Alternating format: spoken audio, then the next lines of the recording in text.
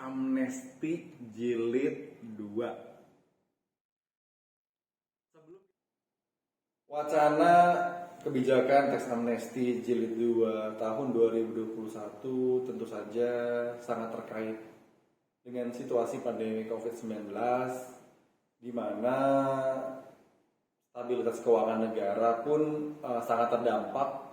Dapat terlihat pada tahun 2020 terjadi defisit terhadap PDB kita sebesar 6,1%, tetapi juga pada tahun 2021 ini ditambah lagi dengan perkiraan defisit yang sama di angka 5,7%. Hal ini tentu saja membuat pemerintah perlu menambal defisit APBN kita yang juga diperkirakan sebesar 4,51% hingga 4,85%.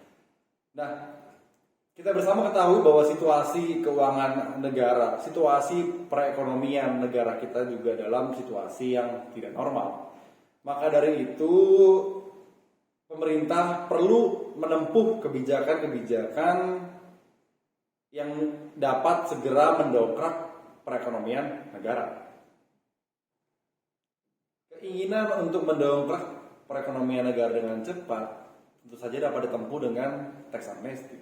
Tetapi permasalahan kemudian yang muncul adalah stigma di kalangan para wajib pajak, di mana kita ketahui bersama pada saat 1 Juli 2016 diketuk palu untuk undang-undang teks amnesti yang pertama kali di Indonesia, itu dipastikan bahwa tidak akan ada lagi teks amnesti dalam waktu dekat.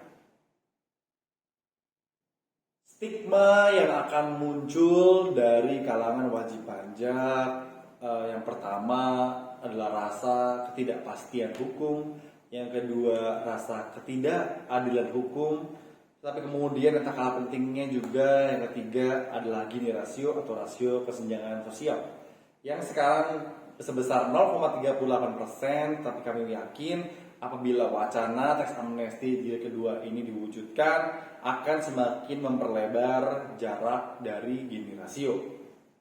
Berkaca dari evaluasi teks amnesti pertama Indonesia, di mana ditargetkan 1.000 triliun harta repatriasi yang ternyata hanya dapat direalisasikan pada nilai 147 triliun, kami berpandangan bahwa masih ada potensi yang dapat dimaksimalkan dalam sektor harta repatriasi. Pemerintah dapat juga mengacu kepada teks amnesti ketiga yang dilakukan oleh Afrika Selatan, di mana Afrika Selatan hanya berfokus pada penempuhan harta-harta yang diharapkan dapat direpatriasikan dalam teks amnesti yang ketiga. Kita kembali mengulas sedikit tentang dua stigma yang dibahas tadi. Yang pertama rasa ketidakpastian hukum, dan yang kedua rasa ketidakadilan hukum. Kita flashback sedikit ke 2016 dan 2017. Pada saat itu kami memang dalam rangka mensukseskan program teks amnesti Indonesia, kami menemui dua jenis wajib pajak yang enggan mengikuti program tersebut. Yang pertama adalah mereka-mereka yang kurang mengetahui sehingga enggan mengikuti. Yang kedua, tapi mereka-mereka yang justru sebetulnya mengikuti dan mengetahui berbagai macam sosialisasi, tetapi kemudian tetap enggan mengikuti program teks amnesti dikarenakan rasa keraguan-raguan. Artinya apa?